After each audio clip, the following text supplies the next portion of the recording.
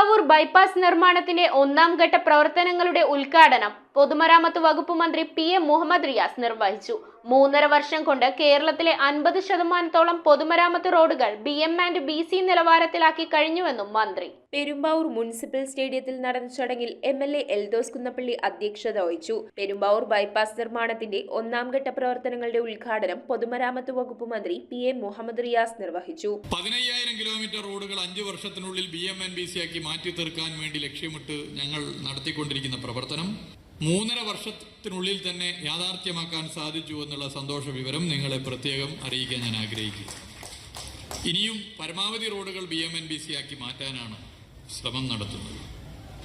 പൊതുമരാമത്ത് വകുപ്പിന്റെ മന്ത്രി എന്നുള്ള നിലയിൽ 100% പൊതുമരാമത്ത് വകുപ്പ് റോഡുകളും BM&BC ആയി മാറണമെന്നാണ് ആഗ്രഹമെങ്കിലും ഇതുകൂടി ഒരു പ്രശ്നമാണ് എന്നുള്ളത് കൊണ്ട് ഫണ്ട് ഒരു വിഷയമായതുകൊണ്ട് തന്നെ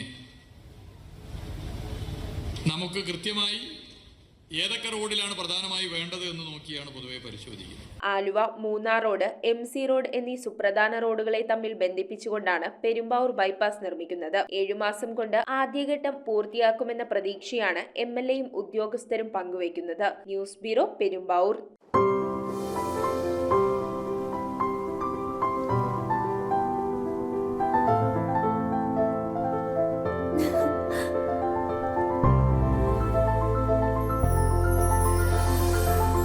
കളങ്കമില്ലാത്ത സൗഹൃദം പോലെ കലർപ്പില്ലാത്ത വിശ്വാസം.